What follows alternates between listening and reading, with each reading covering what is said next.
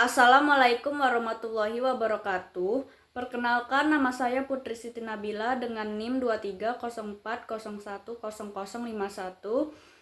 Pada kesempatan kali ini saya akan membuat video tentang cara menggunakan aplikasi GF Akuntansi untuk memenuhi mata kuliah komputer akuntansi yang dibimbing oleh Ibu Ronia Tambunan. Tanpa berlama-lama, saya akan memulai tutorialnya. Pertama-tama, saya akan membuka aplikasi GF Akuntansi. Maka, tampilannya seperti ini. Lalu, saya akan membuat data baru. Klik buat data baru. Lalu, tekan lanjut atau klik lokasi. Maka, lokasi yang saya isi D.2 GF Akuntansi. Lalu nama saya saat diklik. Lalu buat folder baru di GF. Saya akan simpan di dalam folder tersebut, lalu saya buat nama saya. Nah, dibuatnya folder di dalamnya lagi. Berikutnya, untuk title boleh kosong dan saya isi pakai nama saya. Tekan lanjut. Nah, di profil saya akan mengisi namanya Maritim, alamat TPI. Kalau ada alamat website boleh dimasukkan. Selanjutnya, jenis paket yang saya pilih paket Accounting Platinum. Modul yang mau saya aktifkan ada modul dasar, Cash Control, GL Control. Itu saja. Lalu aktifkan buat kode perkiraan pembukuan secara otomatis. Lalu kita ke jenis usaha. Kita pilih tetap distributor atau supplier. Untuk metode perhitungan nilai persediaannya average. Selanjutnya untuk mata uang yang saya aktifkan adalah IDR dan SGD.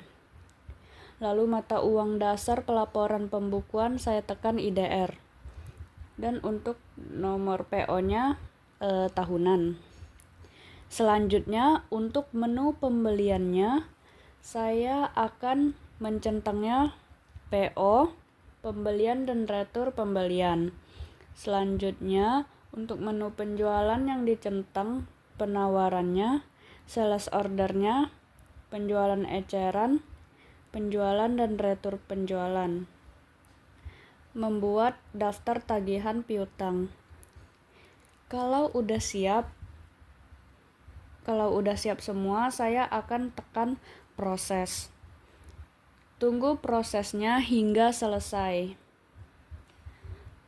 Maka saat selesai muncullah user dan passwordnya, yaitu usernya admin dan passwordnya 123. Untuk memulai aplikasi, maka kotak pemilihan datanya tampilannya seperti ini. Lalu tekan tombol buka data. Setelah itu tunjukkan lokasi folder data Anda. Setelah itu maka akan muncul kotak pengisian password. Isilah username dan password Anda. Untuk pertama kali menggunakan aplikasi secara otomatis, sistem telah menyediakan username admin dengan password 123. Setelah mengisi username dan password, tekan tombol OK. Kemudian muncul kotak pengisian tanggal sistem. Isi dengan tanggal transaksi yang akan diproses, misalnya tanggal hari ini. Kemudian tekan tombol OK. Langkah selanjutnya untuk memasukkan kode perkiraan. Yang pertama, pilih menu utama sistem setup, lalu tekan kode perkiraan. Terdapat dua bagian, bagian kiri kelompok perkiraan, bagian kanan daftar perkiraan. Jika ingin membuat kode perkiraan secara otomatis melalui template, maka klik tombol template yang gambar bintang. Kemudian cukup pilih perkiraan mana yang kita inginkan dengan memberi tanda checklist pada kode atau header perkiraan tersebut. Terakhir, tekan tombol proses. Nama perkiraan yang tebal adalah perkiraan header, sedangkan nama perkiraan yang tidak tebal adalah perkiraan detail yang akan menampung transaksi-transaksi jurnalnya. Jika ingin melihat perkiraan biaya atau beban, maka cukup klik pada biaya atau beban. Perhatikan kotak data perkiraan. Nah, untuk header atau detail itu jenis perkiraan yang akan kita tambah ke header. Kelompok perkiraan, detail perkiraan yang akan menampung jurnal transaksi. Lalu ada X, kode perkiraannya, goal untuk golongan perkiraan, nama untuk nama perkiraan, MU untuk mata uang.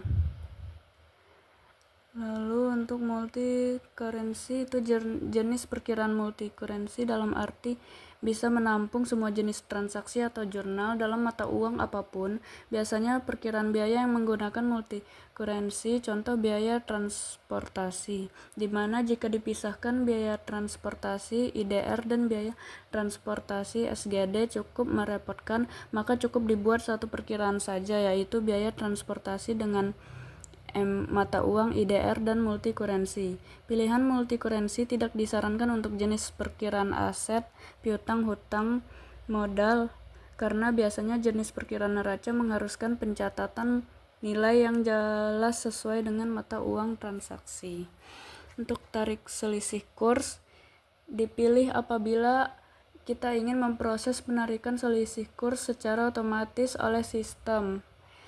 Lalu yang awal khusus untuk golongan perkiraan persediaan link ke perkiraan persediaan awal. Yang akhir khusus untuk golongan perkiraan persediaan link ke perkiraan persediaan akhir. Untuk user atau limit untuk user yang bisa akses kode perkiraan ini beserta limit nilai yang dibolehkan. Kalau saldo awal itu untuk saldo akhir perkiraan pertanggal akhir buku untuk mata uang asing. Maka selain mengisi nilai mata uang asing, Anda juga mesti mengisi nilai mata uang dasar. Nah, setelah selesai membuat kode perkiraannya, maka kita perlu mengeset link perkiraan transaksi. Untuk mengeset link perkiraan transaksi melalui menu sistem setup, lalu sistem konfigurasi, lalu tutup, maka akan keluar kotak sebagai berikut. Nah, pada bagian kode perkiraan, kita cukup menekan tombol F3 untuk melihat list atau daftar perkiraan yang ada. Kemudian memilih perkiraan tersebut dengan menekan tombol Enter atau Return. Langkah selanjutnya, untuk mengisi data vendor atau supplier, maka pilih menu utama Master File, lalu tekan Vendor. Kemudian kotak pengisian datanya sebagai berikut. Nah, untuk nama wajib diisi, akses user harus dicenteng, default mata uang transaksi pembelian diisi apabila sudah pasti mata uang transaksi pembelian untuk vendor tersebut. Lalu untuk bagian pembeliannya, harga beli diambil dari harga beli terakhir yang harus dicenteng, maka saat entry data pembelian sistem akan memunculkan harga beli yang terakhir, bukan dari harga beli yang di-entry pada master file item atau barang.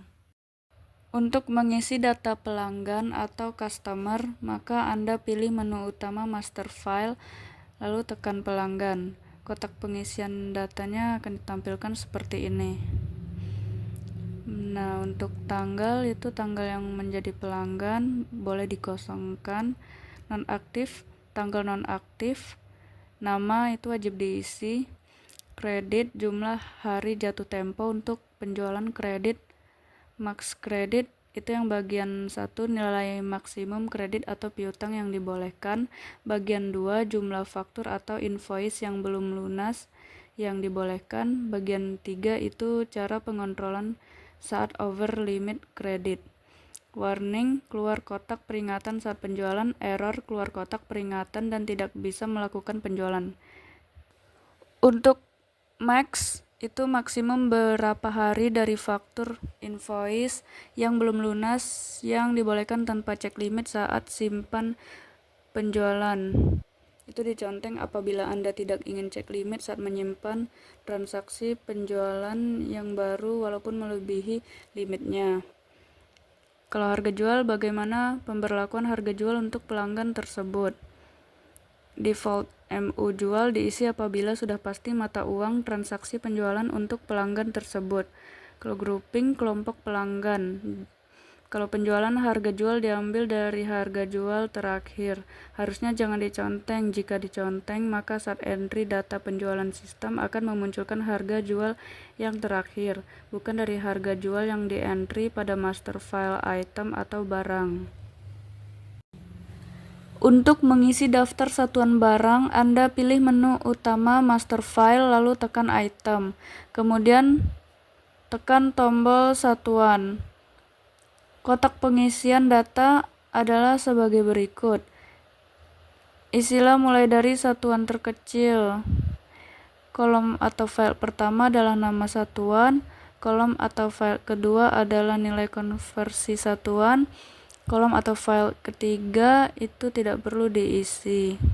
Contohnya 1 pieces sama dengan 1 dan 1 rim sama dengan 500. Nah, untuk mengisi nama barang, maka pilih menu utama master file lalu tekan lagi item. Nah, untuk tampilan list, sistem tidak menampilkan semua data barang ke dalam list ini. Jika Anda ingin menampilkan semua data barang yang ada, maka klik atau conteng semua data. Jika Anda ingin menampilkan nama barang dengan awal F dan N, maka ketik F dan N pada file nama. Jika Anda ingin menampilkan nama barang dengan awal FNN dan merupakan kelompok minuman, maka ketik F dan N pada field nama dan ketik minuman pada field grup 1 atau 2. Kotak pengisian datanya adalah sebagai berikut. Nah, untuk nama itu nama barang atau item, jenisnya jenis barang atau item, stok itu barang yang dihitung stok, service atau non-stok, item yang bukan barang stok, tidak ada perhitungan sisa stok, link stok atau link multiple stok, item yang tidak ada perhitungan sisa stok, tetapi setiap penjualannya akan mengurangi pada item stok lainnya. Kalau grup itu kelompok barang atau item, kode itu kode barang atau item, kode yang kedua kode lainnya seperti barcode atau part number pada barang tersebut. Satuan itu pilih tipe satuannya. Laporan itu menentukan bagaimana tampilan keluar sisa stok barang tersebut. Min stok itu jika sisa stok saat ini kurang sama dengan kuantiti pada min stok, maka dapat ditampilkan atau diketahui melalui proses tekan tampil lalu minimal stok ataupun proses cetak laporan stok di bawah. Minimal stok. File ini boleh tidak diisi. Min jual itu jumlah minimum quantity atau jumlah penjualan. Satuan atau eceran itu satuan untuk penjualan eceran. Harga beli barang tersebut. Untuk harga jual itu harga jual barang tersebut. Minha jual itu minimum harga jual yang diperbolehkan. File ini untuk proteksi supaya tidak dapat melakukan penjualan dengan harga jual di bawah harga ini. Dan terakhir konversi satuan itu ya konversi satuan, misalnya 1 pieces sama dengan 1 dan 1 rim sama dengan 500. Nah, selanjutnya untuk memasukkan data pembelian, Anda pilih menu utama pembelian lalu tekan pembelian. Kotak pengisian datanya maka akan ditampilkan seperti ini. Untuk pembelian cash, maka Anda klik pada tombol kredit, maka ia akan berubah menjadi cash. Ya, untuk vendor itu pilih vendor atau suppliernya. Nomor itu isilah dengan nomor faktur pembelian tersebut dengan didahului nama vendor atau supplier tersebut. Tanggal isilah dengan tanggal faktur pembelian tersebut ataupun tanggal real penerimaan barang. Kalau MU itu pilih mata uang faktur pembelian tersebut.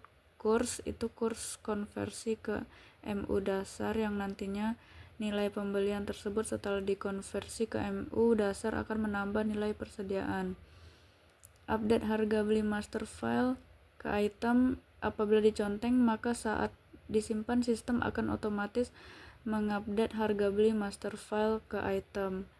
Untuk mengisi barang apa saja yang dibeli, tekan tombol tambah. Nah, istilah barang yang dibeli secara satu persatu.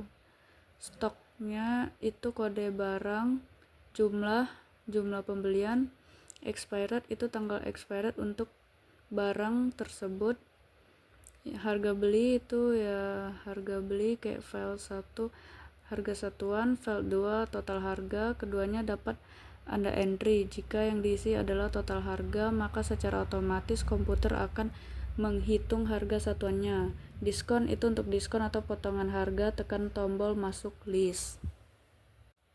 Selanjutnya, untuk memasukkan data penjualan, kita pilih menu utama penjualan, lalu tekan penjualan. Kotak pengisian datanya adalah sebagai berikut. Untuk penjualan cash, maka Anda klik pada tombol kredit, maka ia akan berubah menjadi cash. Nah, untuk nomor tidak perlu diisi, akan diisi secara otomatis oleh komputer. Tanggal, isilah dengan tanggal faktur penjualan.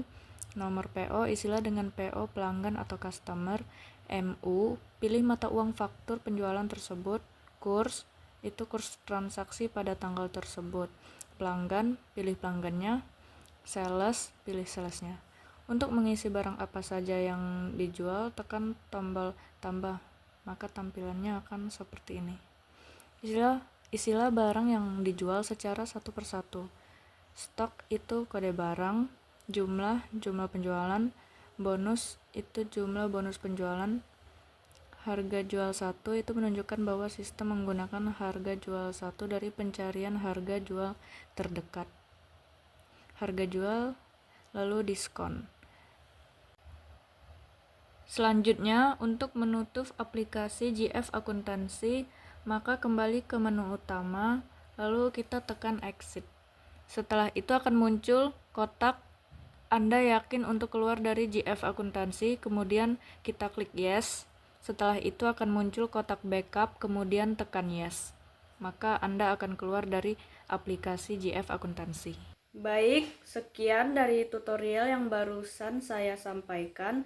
Saya ucapkan terima kasih telah menonton. Mohon maaf bila ada kesalahan kata. Saya akhiri, wabillahi taufik walhidayah. Wassalamualaikum warahmatullahi wabarakatuh.